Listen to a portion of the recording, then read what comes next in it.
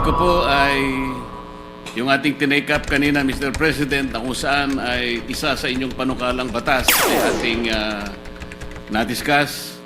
At kagaya nga po ng aking naibahagi, Mr. President, ako po ay naging biktima ng napakaraming fake news na sa ngayon ay nabibilang na, may panglima na po.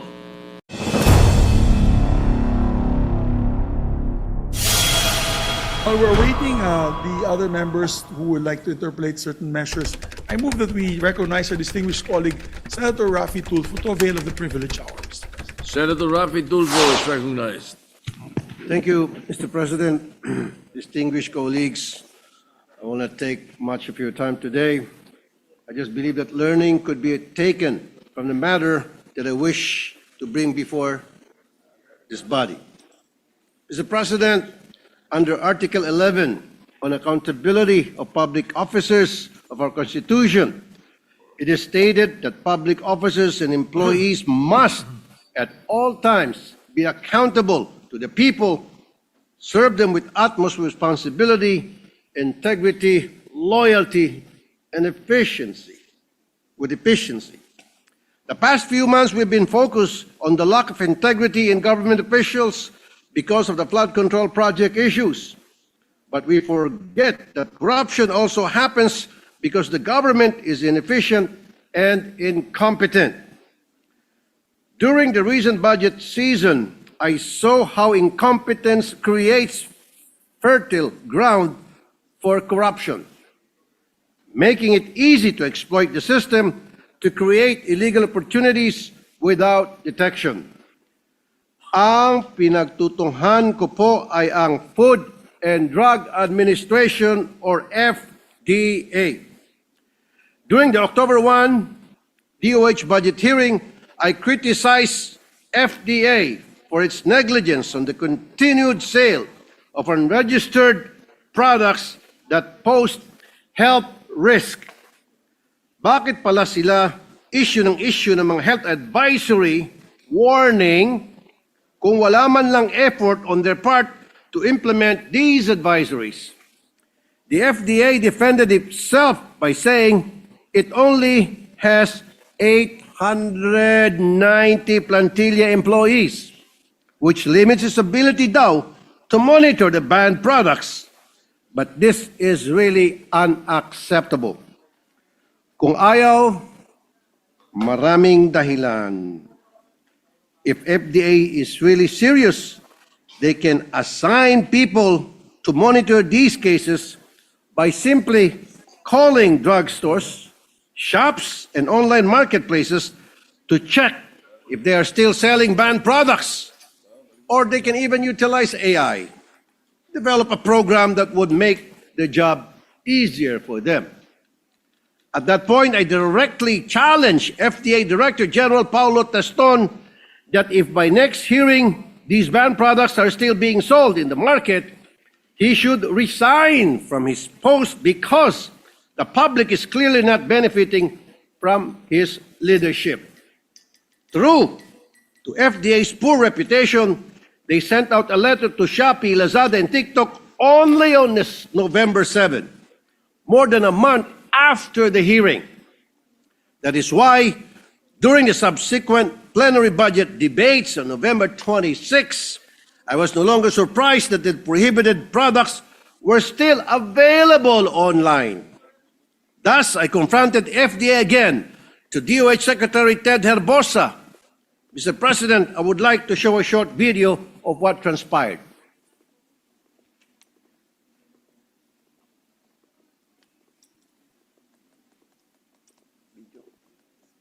So since the last hearing, up to now, wala pa rin pong ginawa, Mr. President, ang FDA.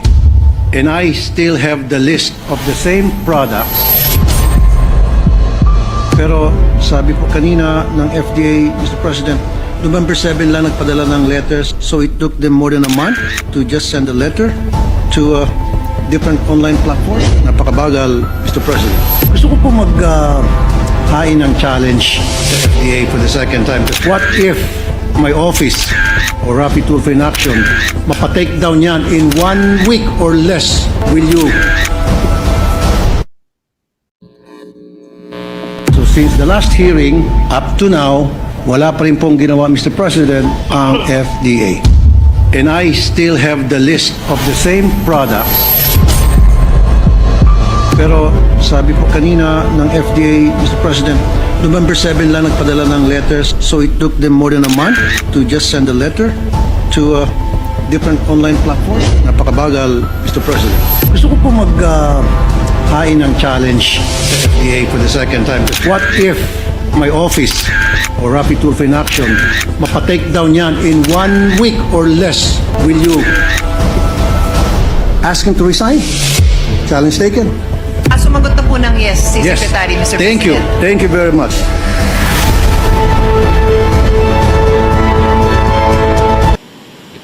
So I'm calling on your Secretary Bosa, make good on your promise on accepting my challenge at that time that you will ask Herbosa to resign dahil napaka-inutil ng taong yan. Yung isang dekada niyang mahigit na hindi niya ma-take down, Mr. President, na ilang buwan o taon ng mga produkto hindi niya ma-take down. Napaka-take down ko po in just 7 working days. At 2 tao lang pong inassign ko para tutukan yon. Whereas siya, mahigit 800 ang kanyang mga tao by the hundreds of millions of pesos ang kanyang budget kada taon. Mr. President, the most recent challenge I posed to FDA said that if I could have mentioned the mentioned products and accounts removed by Shopee, Lazada, and TikTok within 7 days, Director General Teston should resign. At again, sinabi nga po ni Secretary Bosa, challenge accepted. The deadline was December 9, 2025. Ipapakita ko po sa inyo na with just 2 of my staff working, nagawa po namin ang trabaho na hindi niya kayang gawin sa loob ng mahigit 1 dekada at sa ibang mga produkto, taon nang inaabot at buwan pa.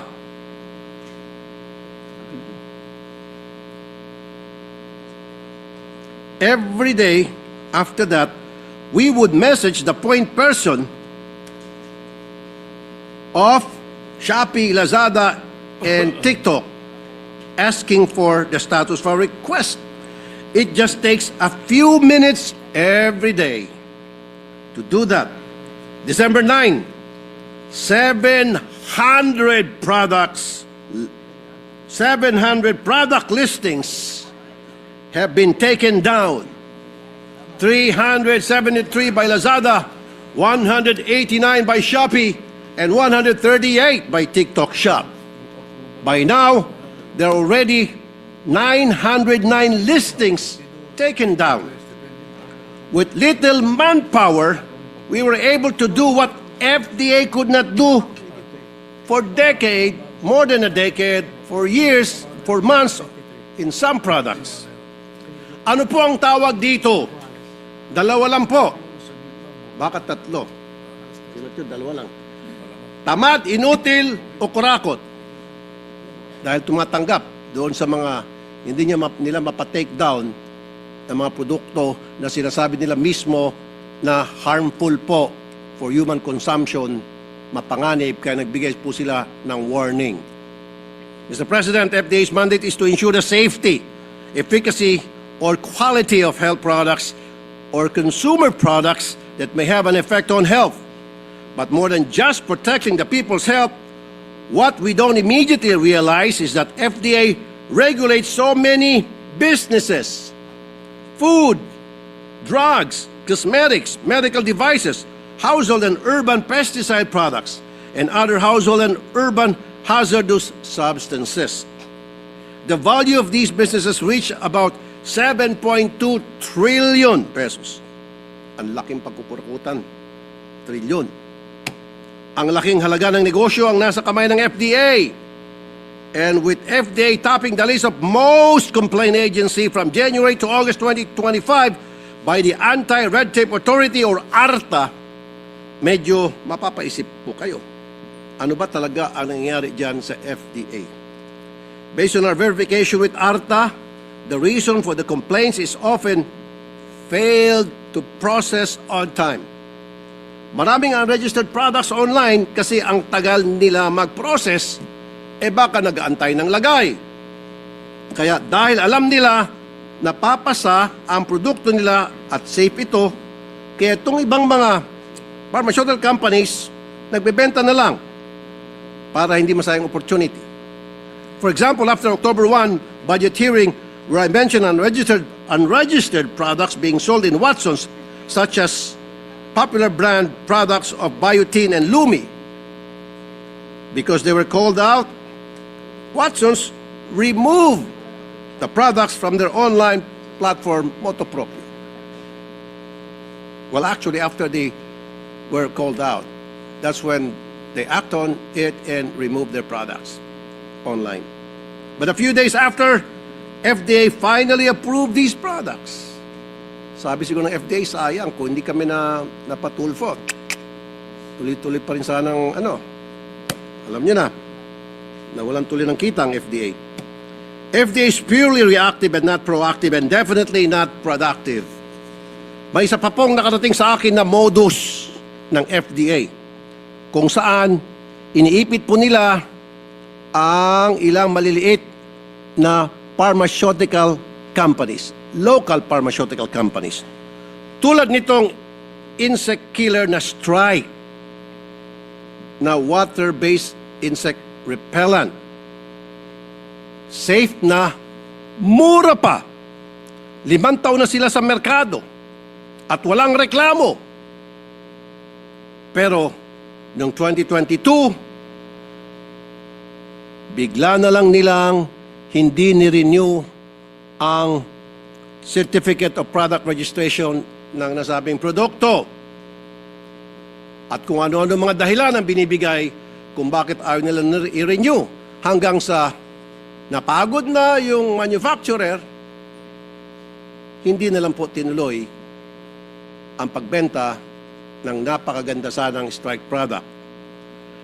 Samantala, agad-agad, isang multinational company naglabas ng parehong produkto, parehong technology na mas mahal, biglang kumalat sa merkado. And very obvious, pinatay nila ang isang produkto na mura na galing sa isang maliit na pharmaceutical company para itong malaking multinational company come up with the same product and much expensive para maaprubahan, mapunta sa market. And of course, hindi naman siguro tayo mga elementary at alam na natin kung anong dahilan. Again, ang dahilan ay salapi. Now, the public is stuck with these expensive products kasi nga, mas mahal ang mga multinational companies na malaki ang ginagastos sa advertising at marketing. Ito rin ang nangyari sa ibang mga gamot kung saan mas nakakabenta ang mga multinational pharmaceutical companies dahil sa gastos ng mga sa medrep, sa mga seminars ng mga doktor, hotel, airplane tickets, and tours. Yan po ang isang dahilan kung bakit napakamahal po ng napakarami natin mga gamot na hindi kayang bilhin ng mga ordinaryong mamamayan dahil nga po gumagastos itong mga multinational companies ng milyon-milyon, daan-daan milyon kada taon para sa isang produkto. Whereas the small multinational companies, they don't have that budget. Therefore, wala din silang panglagay, hindi na po inaprubahan ang kanilang certification product or CPR, Certificate of Product Registration, after a year na matagal na tinatangkilik na sa merkado. Sa medium-sized pharmaceutical companies, just word of mouth po ang nangyari kaya mas mura ang mga produkto nila. Pero sila po ang pinahirapan ng FDA dahil wala nga po silang panglagay. Anyari FDA, hindi lang po kayo tamad at inutil, panigurado, talamak din ang korupsyon sa FDA. Kahit ano pang sagot, there is something wrong. It is bothering that we spend so much money on trying to deliver health services to our people when here is an agency under the DOH doing the exact opposite. Ang FDA ay nagiging dahilan bakit nagkakasakit palalo ang mga tao dahil hindi nila ginagawa ang kanilang trabaho. Mapanganib sa kalusugan ang ilan sa mga produktong pinatanggal po namin. Pinatake down namin. Tulad ng Hokkaido sleeping pills. Hokkaido slimming pills na may amphetamine na sangkop sa shabu. Ang ibang produkto naman ay maaaring magdulot ng severe heart, kidney, hormonal, and neurological complications, including cancer risk, dangerous blood pressure changes, and life-threatening electrolyte imbalances. Hindi po ginawa ng FDA ang kanilang trabaho, pinabayaan lang po ng mamayagpag, patuloy pa rin na mabibilian sa merkado through online. Mr. President, under Internet Transactions Act of 2023, Shopee, Lazada, or TikTok Shop as an e-marketplace is expressly required to prohibit the sale of regulated goods unless the necessary permits and license information are provided and sellers are contractually obliged to follow all applicable sale procedures and limitations. They are likewise mandated to provide an effective and responsive redress mechanism for reporting listings that violate Philippine laws. My office used these as basis to have the products taken down from their platform, and they complied accordingly. Ano po ang mahirap doon, FDA? That is not even my office's mandate and expertise, and yet we were able to do it. Indeed, there's a need to cleanse the ranks of FDA. Nakailang palit na po ang head dyan. Wala pa rin po nagbabago. It seems that they have not found one with a stern hand na magtatanggal na masasamang damo sa FDA. Dahil meron pong madami dyan, inutil, tamad at corrupt. Again, we spend so much money on health to address the medical concerns of our people. So it is unacceptable that if the people get sick because of this government agency under DOH, what should we do? Secretary Bosa, make true to your word for the sake of the health of the Filipino people. Demand the resignation of FDA Director General Paulo Teston.